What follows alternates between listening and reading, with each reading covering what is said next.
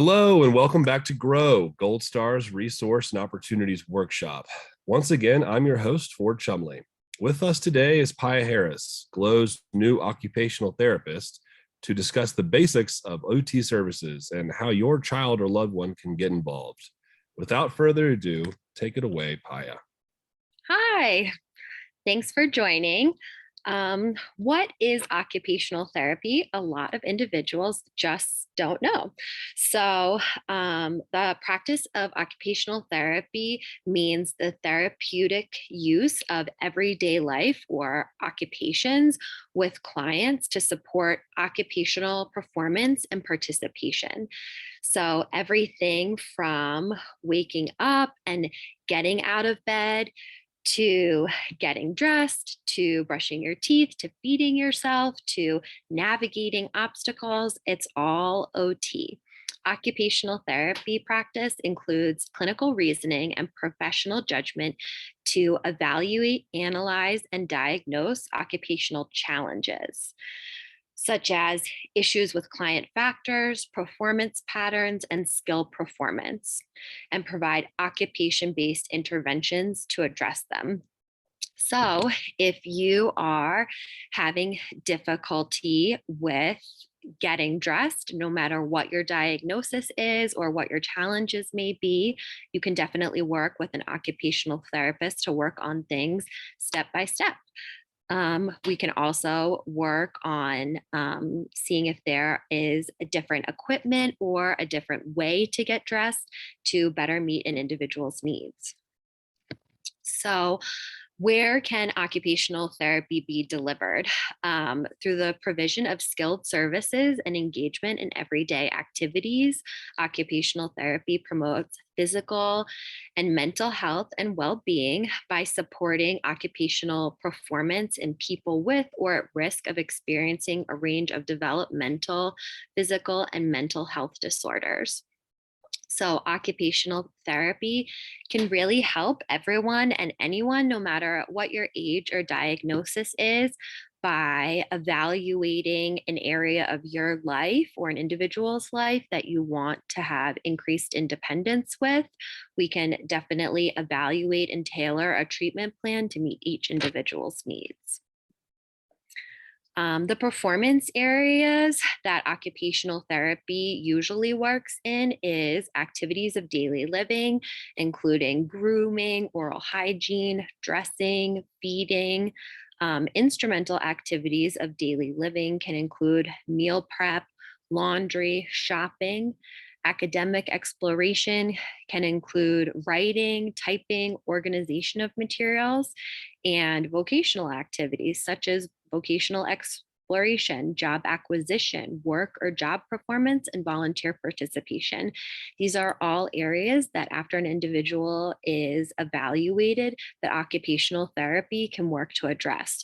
So it's really important in an evaluation to identify which areas are most important to work on in order to increase or maximize independence or just gain more experience in a certain area of your life.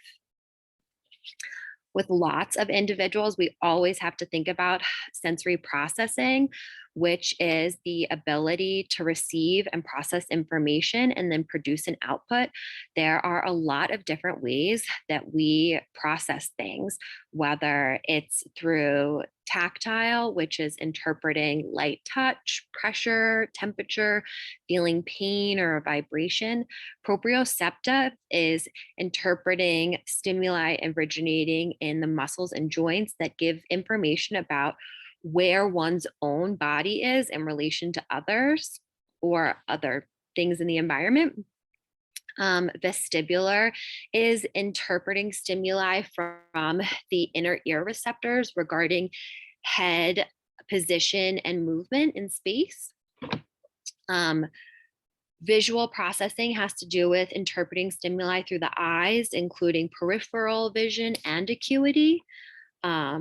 Auditory processing is interpreting and localizing sounds. Gustatory processing is interpreting taste, and olfactory processing is interpreting odors. So, a lot of individuals in this setting can be can have difficulty processing certain types of information. So it's really important to know what part of your sensory processing needs improvement. That way we can identify and tackle those barriers. Something that has helped me a lot through my career in helping other individuals is utilizing the sensory processing measure. This is a standardized assessment. It provides a complete picture of an individual's sensory processing difficulties, both in school or in the community and at home. The home form is completed by a primary caregiver, and the school form is usually completed by a program manager. So, data from this assessment lets me know how an individual interprets different types of information best and what types of sensory information an individual might have the most difficulty interpreting. When OTs always look at motor development, things that we want to analyze and see if we can improve are range of motion. How much can an individual move their joints? How much muscle tone does the individual have? What strength do they have? What's their endurance? Do they even have the postural control to tolerate sitting up? These are all the things that occupational therapy looks at in terms of assessment and also improving so an individual can access all areas of their life as easily as possible. When we talk about motor skill acquisition, we often talk about oral motor control, and that's being able to manipulate objects within your mouth. Do you have enough strength? Visual motor integration, we're working on coordinating information from the eyes with our body movement. Fine motor coordination, we're working on the small muscles to control and manipulate objects with our hands or adaptive equipment. Praxis is the ability to plan a new motor act. A lot of times, individuals want to access something in their community or their daily life, but they just lack the tools to sequence. How can I get my body to move the way I want it to do so I can do what I actually want to do? Occupational therapy also works on cognition and executive functioning. We assess an individual's level of arousal. Level of arousal is demonstrating alertness and responsiveness to environmental stimuli. Attention span is an individual able to focus on a task over time. Initiation is starting a physical or a mental activity, and terminating is knowing when to stop at an appropriate time. Sequencing is often difficult to work on, placing the information, concepts, and actions in order. Problem solving is difficult to recognize a problem, implement a plan, and then think back and evaluate that outcome. Learning is acquiring new concepts and behaviors. These are all skills that occupational therapy works on. Another big area that occupational therapy can help with this population is self-management, coping, identifying and managing stress, working on improving self-control, modifying behaviors in response to environmental needs or demands, or often environmental stimuli. Self-regulation is the ability to understand and manage your own behaviors and reactions. So, this is something that works hand in hand with behavioral therapy and really working to make sure that all individuals have the tools in order to self calm appropriately. So, occupational therapy can work on assessing and implementing a plan and then making sure that there's carryover throughout all environments of an individual's life. Colorado is a needs-based state.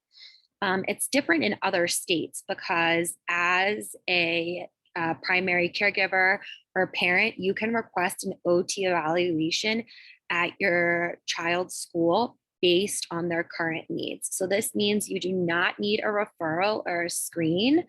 Parents and caregivers are within the right to ask for an evaluation at their school at any time. individuals can receive occupational therapy both at school and also in other settings. Where can you receive OT? Occupational therapy can be delivered in a variety of settings in the home, in the community, and here at Glow. How to initiate services is to request an OT eval. You will then work with me to schedule the eval, and then I will then submit the eval to Medicaid, and then I will work with you and your child or loved one's schedule to schedule direct one-to-one sessions.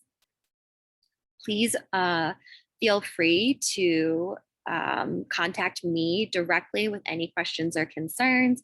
Email is best, and then we can set up a time to chat. Looking forward to meeting all of you and getting to know your loved ones. Thanks for tuning in. Okay, very good. Thank you, Piah, so much. That's going to answer a lot of questions, I'm sure. And thanks everybody for watching. And since there are no questions and we are done with our presentation, we're going to go ahead and say goodbye. So thank you so much again for tuning into this edition of Grow, GoldStar's Resource and Opportunities Workshop. Once again, I'm Ford Chumley. Thank you so much to Piah for joining us today. And yes, please get in contact if you have any further questions about occupational therapy, or if you're interested at all in your child or loved one receiving those services. Thanks again. We'll see you next time. Bye.